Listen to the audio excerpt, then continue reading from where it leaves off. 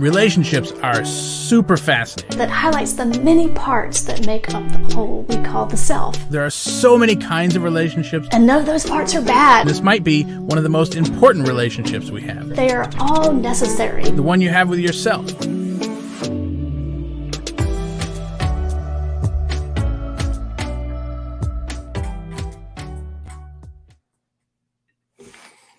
All right.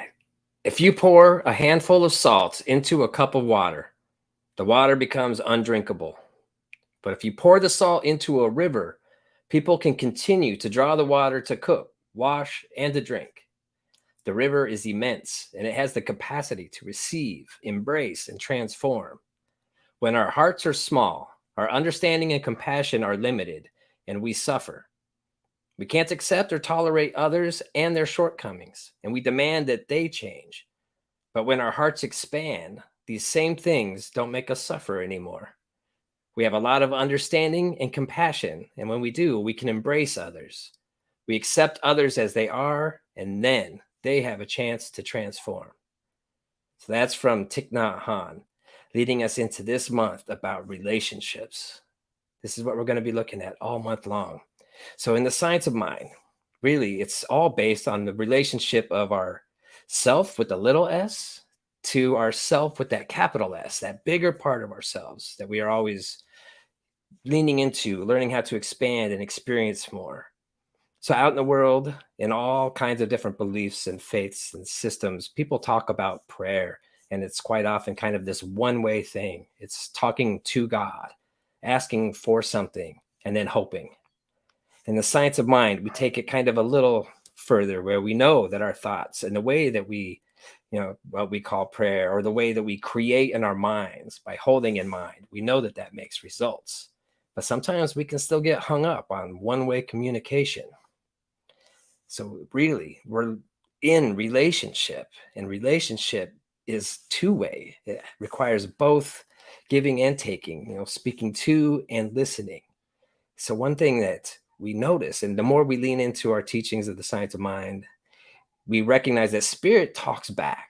We get a lot of this back through meditation, that if we're able to still our minds, we're able to receive and know that spirit's talking back. But we also get it in the ways that synchronicities show up in our lives.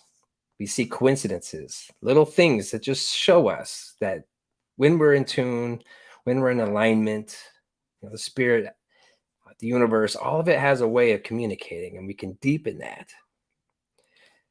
So when we are out of tune, we are cutting off half of that conversation. So we speak into mind when we talk about like affirmative prayer and creating with our minds and our thoughts.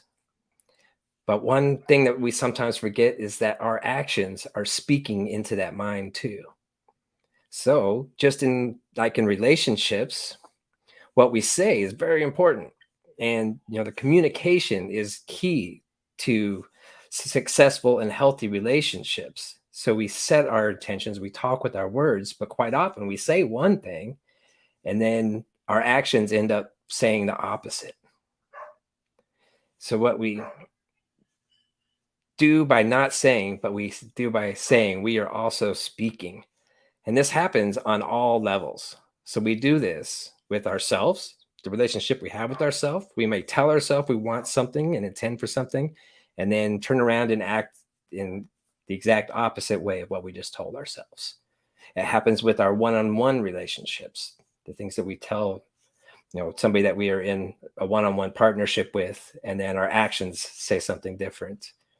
This act, works as well in the groups that we make and how the groups relate to collective society. So this month, we are looking through the relationships from some different aspects all month long, and going to also be looking at some different, science of mind principles that we can apply and how they relate and show up in these different ways. So this first week, tonight, we are talking about the self. We've got some really deep stuff lined up. That's how we're, kind of shifting our format for this month to really dive in deeper, something that we can get our teeth into to really help us deepen our relationships in our lives and to really create the world that we want to see and experience. So this first week, we are just looking at the relationship to ourselves, Week 2, we are talking about those interpersonal relationships, the one-on-one that we have with people. And then week 3, we are talking about the groups that we make, and they can be, inclusive type groups, exclusive type groups, and different communities that we are consciously creating. Week 4, we're looking at the group's role, how that shows up in society, and noticing, like maybe where groups in the past have fallen short, or where they've created like maybe more division and less, further outreach of engagement in society. And then we have 5 weeks this month. So we're at the end of it. We're really going to talk about all the different relationships and look at those and see how to build a sustainable way of living. We're looking to really up level and just take relationships, our concepts of them and science of mind principles, to just stir it all into one big recipe to really deepen our experience of life. So I hope you like this new format tonight. Sit back and enjoy another episode of Truth Be Told.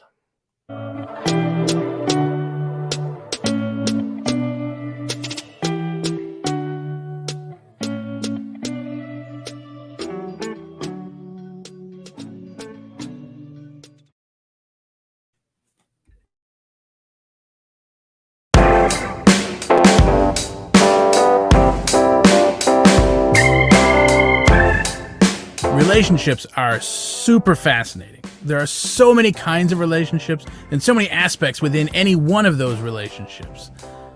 Yet the thing they all have in common, as cheesy as it is you.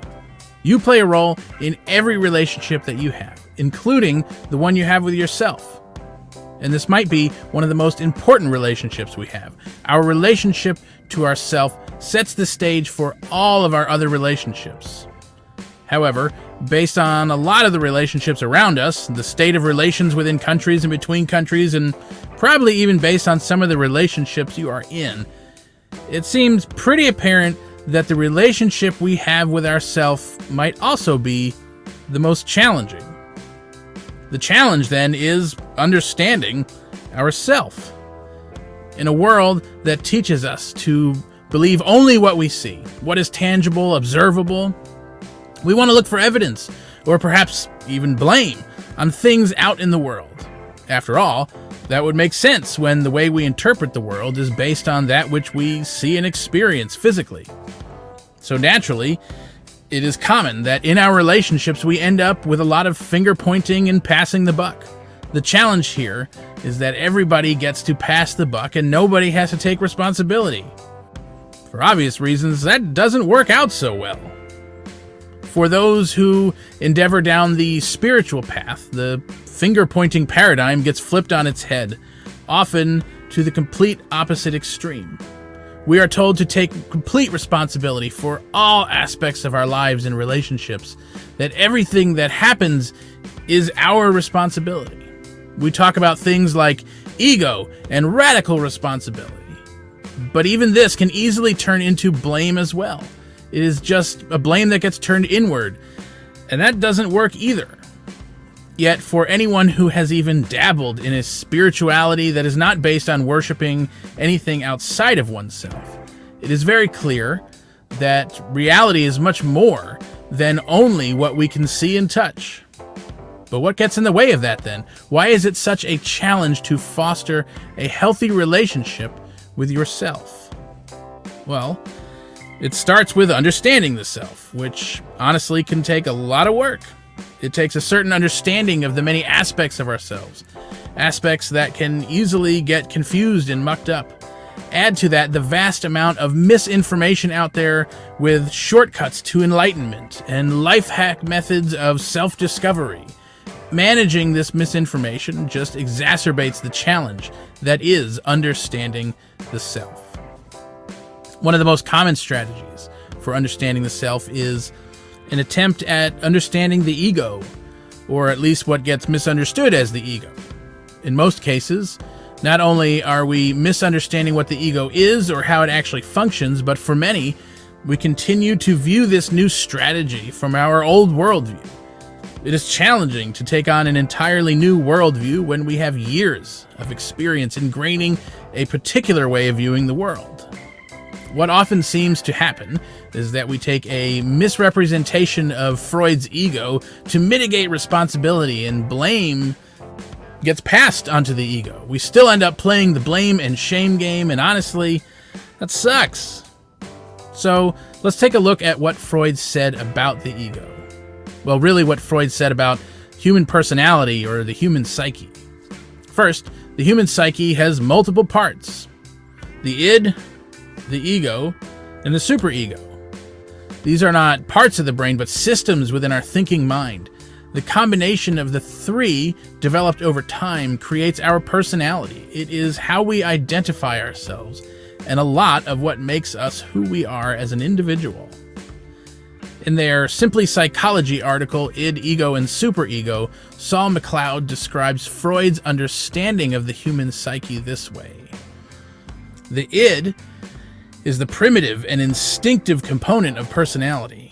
The id is a part of the unconscious that contains all the urges and impulses, including what is called the libido, a kind of generalized sexual energy that is used for everything from survival instincts to appreciation of art. The id is also kind of stubborn, for it responds only to what Freud called the pleasure principle. If it feels good, do it, and nothing else. The ego is the part of the id which has been modified by the direct influence of the external world. The ego is the only part of the conscious personality. It's what the person is aware of when they think about themselves, and is what they usually try to project towards others. The superego incorporates the values and morals of society, which are learned from one's parents and others. It develops around the age of 3 to 5 years during the phallic stage of psychosexual development. The superego is seen as the purveyor of rewards, feelings of pride and satisfaction, and punishments, feelings of shame and guilt, depending on which part is activated. Back to the blame and shame game. In the most extreme cases, we are taught not only to blame our ego, but even to attempt to rid oneself of the ego. Now, if that doesn't scream irony, I don't know what does. It is in moments like these that we find just how necessary it is to strive to continue to synthesize the knowledge and wisdom of the world from many fields into our spirituality. Psychology tells us that the ego is actually a part of our identity, our personality. It is the I, the me that I identify as. How exactly can we go about ridding ourselves of the ego? Who exactly would be there to do that? Who would we be if we could? I don't know, maybe we would just poof. The scary part is, in any teaching that insists or even implies anything like ridding oneself of the ego, not only severely misunderstands what the ego is, it also causes great internal dissonance and potential trauma by making the ego our enemy. This would only reinforce the idea that there are parts of us not to like, that some or all of us needs to be fixed or changed in order to, be happy? We would necessarily fight ourselves in an attempt to get rid of the very thing that exists to define oneself. So if these pieces of ourselves are integral to who we are, yet can cause us continued pain, we have to change or shift something, right? This might seem obvious once it's said, but it remains something far from what is often taught or practiced. What if the goal wasn't to get rid of the pain itself, but to mend the piece that is causing the pain? What if the pain was actually just a signal, an arrow, directions, pointing us back to the belief, the event, or even the trauma that, if healed, would allow us to express an even greater version of ourself? The challenge then becomes, how do we love all of the aspects of ourself?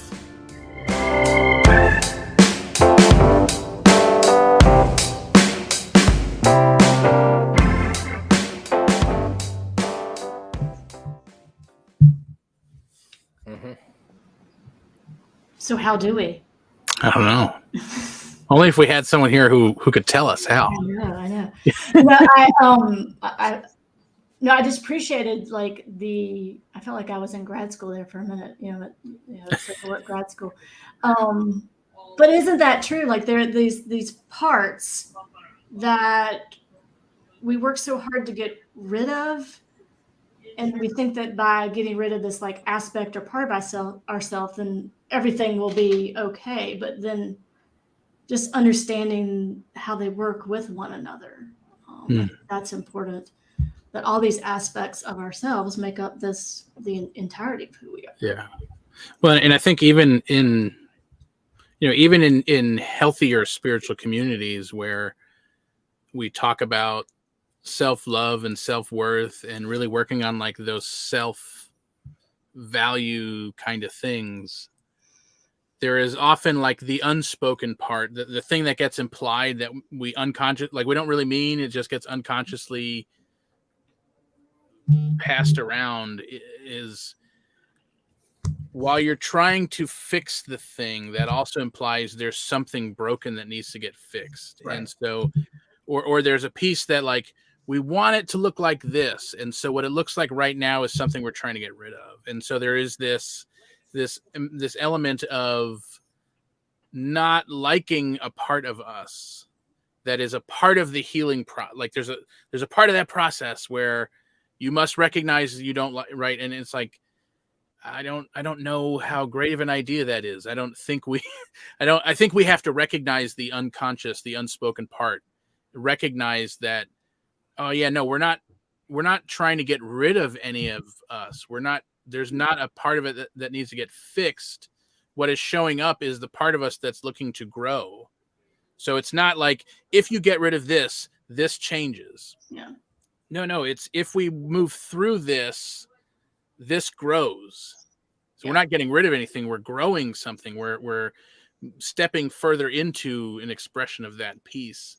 And I could just talk for hours about, how we misrepresent ego and how,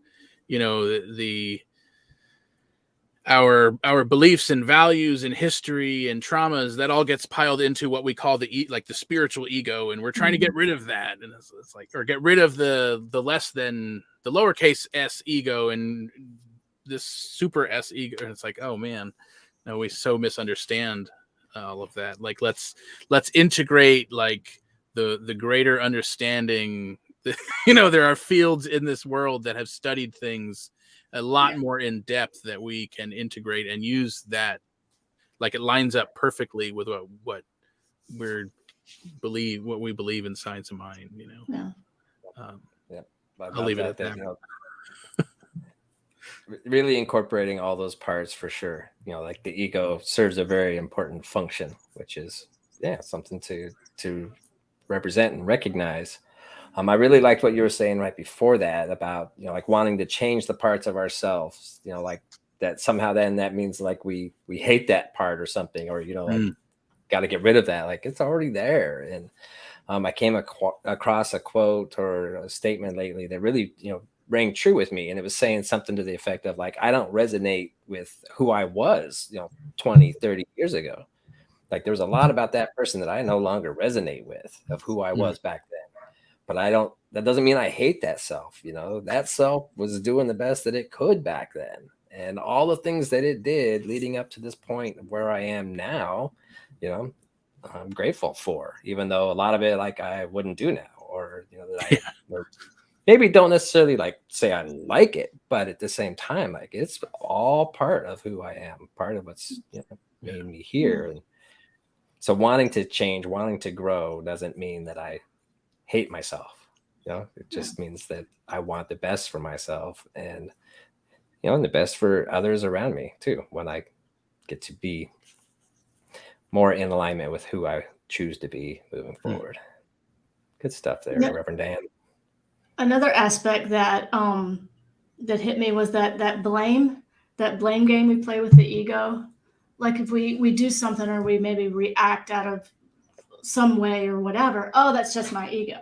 Well, that's another way of saying, oh, that's a feeling I don't want to look at, or that's something I don't want to look at. Let's stuff it here and just put it over here. And this is the ego. And so kind of like we were talking about a couple months ago with emotions, it's the same sort of thing.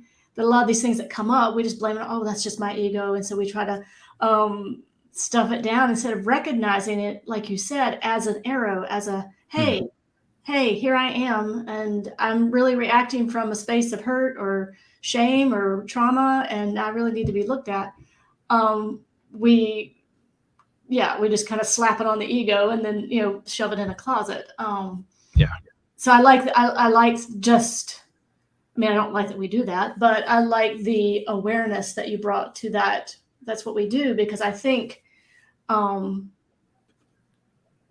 I first started kind of out of my moving out from my spiritual upbringing into New Thought, I thought I had to get rid of the ego, no ego. Yeah, and I'm right. like, oh Lord, that's going to be a hard thing. And so, I was kind of like that fake it till you make it sort of thing. I'd show up and yes, I have no ego, this sort of thing. Well, that's not sustainable. And so, and it's not sustainable for any sort of. It's also not real. Right. And so, that damn authenticity, that's kind of my new mantra that kind of shakes everything up. And so I think that really looking at those areas where we use blame to distract ourselves from those areas, I think is an important component. And don't we do that, not even to the ego, but we do that to other people too. I know we're talking about the self, but my goodness, don't we blame other people for things so that we don't have to look at ourselves? So it's like it becomes this perpetual way that we kind of interact during those times. And I think just to interrupt you there, I think the reason we feel like we have to do that is because, like, to bring it full circle, is because we don't understand the self well enough to recognize that there's nothing to actually blame for that thing. Yeah. But because we don't have an understanding, we don't have a society that understands, we're not taught to understand. What we're shown is somebody has to take responsibility for whatever this thing is that's wrong with me. And it's either them or me. And it's certainly not me. So it's them. Well, right. We get into the spiritual community. It's like, oh, it is me. Oh, no, but it's not me. It's the ego me. Okay, cool. We're still good. Right. And so we're still using that old framework. Yeah. But when we understand how the self actually works, it's like, oh, there isn't actually anything wrong here with that thing, with that discomfort. There isn't actually any blame to point. That's a totally different mindset. Yeah. And the self becomes an organizing component, not, it's not this, well, we'll learn about that later, but it becomes this like, this kind of, I don't want to say oversoul, but this kind of like just organizing component, like that is directing all the pieces, but all the pieces are important. And so, good stuff. Yeah. Good stuff. Good stuff.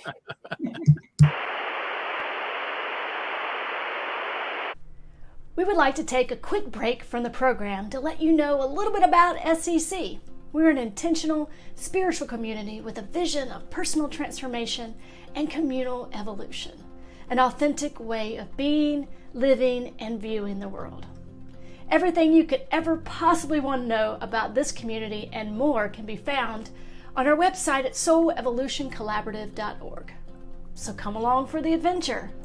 Tuesdays we have Truth Be Told at 7 p.m. Eastern, which is what you're enjoying now. Thursday is The Gathering at 7 p.m. Eastern. This is a group experience where we take an even closer look at the topic for the week, how it shows up in our own personal lives, and the healing and transformative power of belonging and connection.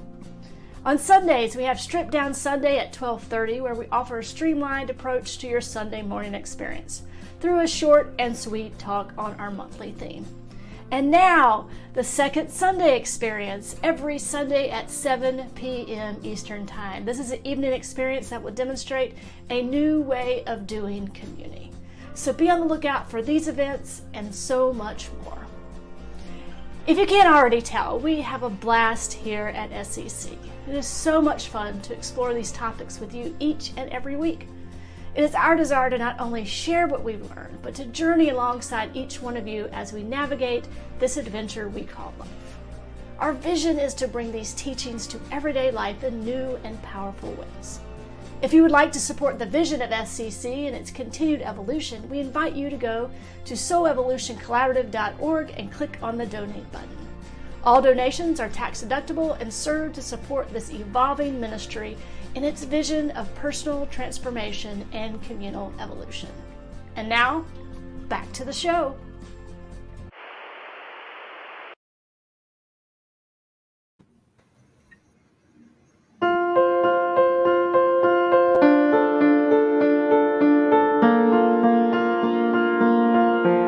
So we've talked about how the self is often viewed, but what if there's another way to see the self? An understanding and perspective that highlights the many parts that make up the whole we call the self. And none of those parts are bad, but they are all necessary to support the whole.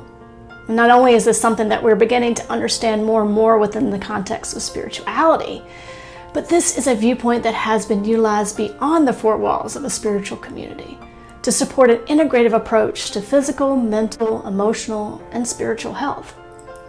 So in the early 1990s, Richard Schwartz developed a theory called family systems theory. And he was trained in family therapy, which highlights the role and influence of one's environment and relationships. And so he began to notice in his sessions with individuals that they began to talk about themselves or their inner parts of themselves as if they were separate little individuals, having relationships within themselves, kind of like a family or a group that were housed in the body and in the mind. And so whereas this concept was not new, as we've heard from our old friend Freud, Schwartz's training in systems thinking prompted him to seriously consider the idea that these internal entities or parts of ourselves could interact and have relationships with each other. Now, he proposed that these internal parts often played common but dynamic roles. So when they were in balance, they functioned to the benefit of the whole. And when aspects were impacted by past experiences or traumas, they took on a different dynamic, thus impacting functioning. He began to visualize the human mind as an internal family and began to apply techniques to the individual that he learned as a family therapist.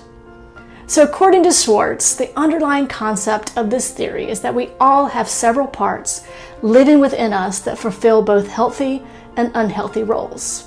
And so life events or trauma, however, can force us out of these healthy roles into really extreme roles.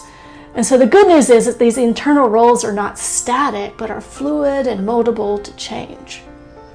So within this context, the self represents the seat of what each person is at our core. And so from the science of mind perspective, the individualized expression of the one thing. This self demonstrates the universal qualities such as acceptance, confidence, love, peace, wholeness, just to name a few. So unlike visible parts, the self is never seen. It is that witnessing I in the inner world, this aspect of ourselves that does the observing. And so this empowered understanding of the self is a catalyst to unburdening or restoring extreme and wounded parts and establishing a trusted, healthy, harmonious internal system that is coordinated by the self and is in alignment with the truth of our highest expression. And so it is when we're in this observation mode that we can see the various aspects of ourselves as a family, each playing their own role. And understanding this can really empower our ability to observe the context from which these roles are birthed and look at ways some of these roles may be out of balance or reacting from a space of hurt, fear, trauma. And so when we understand and observe from this perspective, we can begin to explore ways to transform the relationship with all our many parts and their specific roles. But the secret is, we actually have to look at these parts. Get curious about them, befriend them, not badmouth them or diminish them, not see them as things to be hidden away or even aspects of ourselves that need to be prayed away. There are no bad parts. There are only parts of ourselves that may be operating from a space that is in need of healing, or a new framework, or a new belief, or a new relationship with the truth of who we are. A new and empowered relationship to the self, the whole self, and all of the many parts.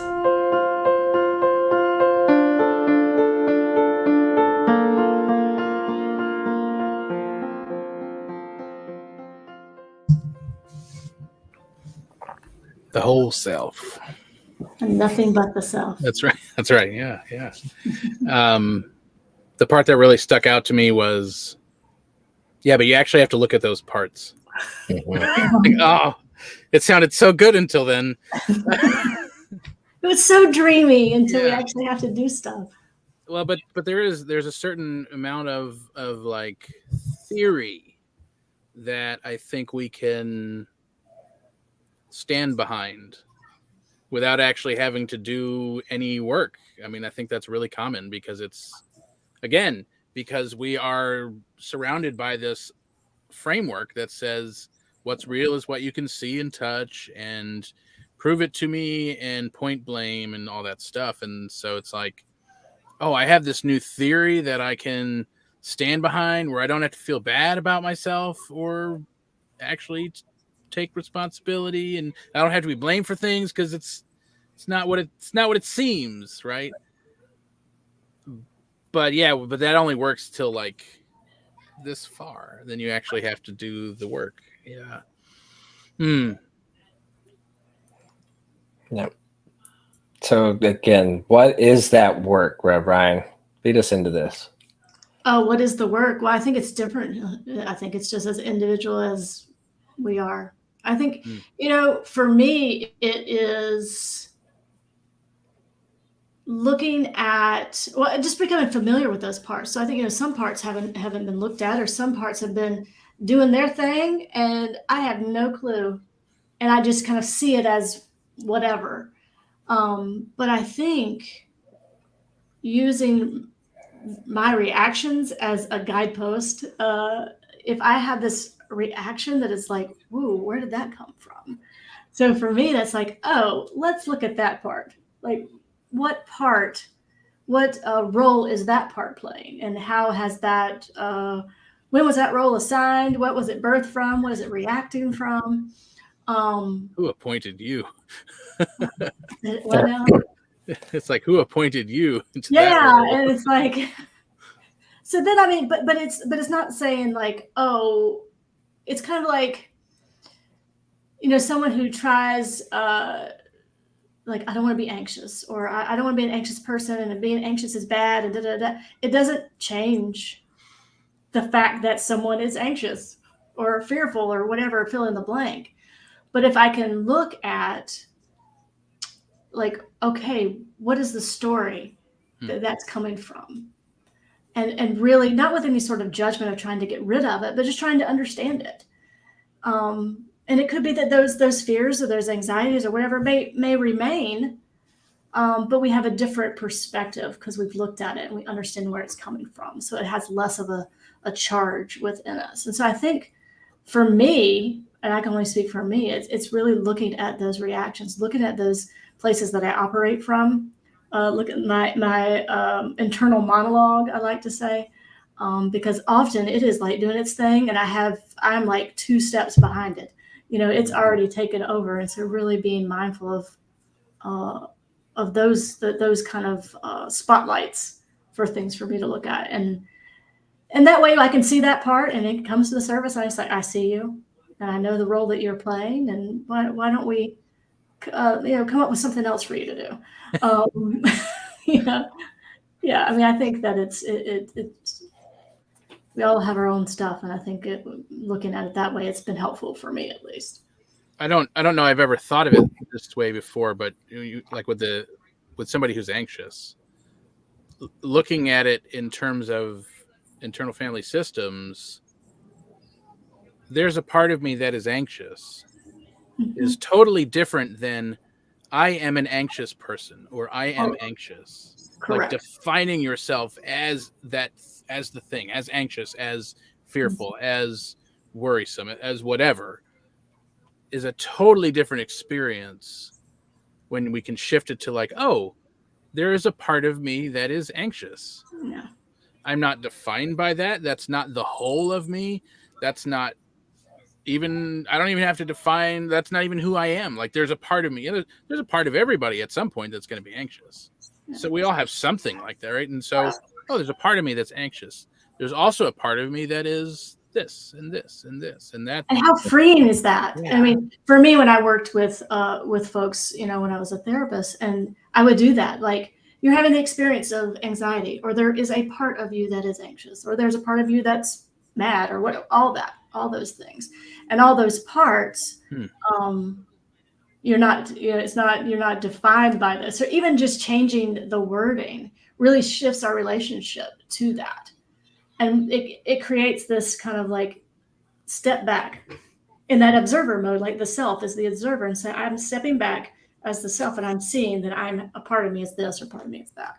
And then learning how to integrate and balance all the relationships of all those parts, I think is important too. And then we have a perfect relationship with ourselves. It's easy. It's our life's work though, isn't it? I don't think that it's like an overnight thing. Yeah, and it's not a one and done either. I mean, it's a continuous process, and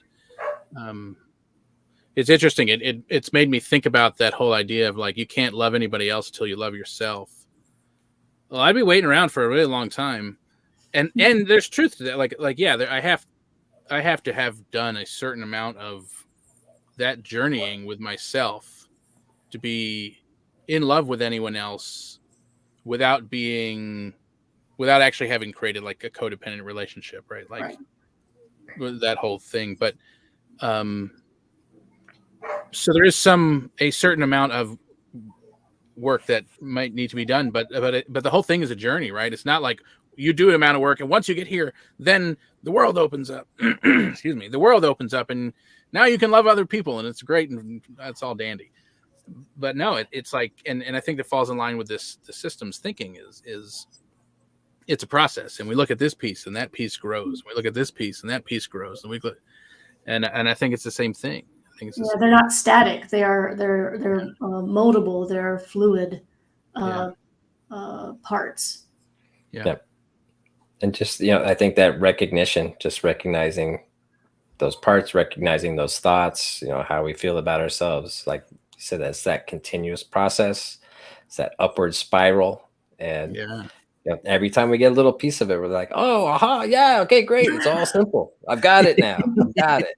And then we wake up tomorrow and like, wait a minute, like, where did that go? Like, what was that again? Yeah. Yeah. Should have written that down.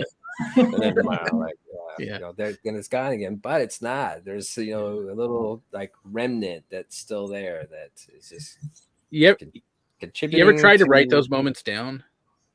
Like I've had those moments in the past where like, man, I should have written that down. And then like the next time I have that kind of moment, I'll write it down and go back to it. Literally, it could be like an hour later. I'll go back to it and be like, what did that even mean? Like it's just such a flash, like an in the moment flash. The whole world makes sense. It left that imprint later. Yeah. Oh yeah. Yeah.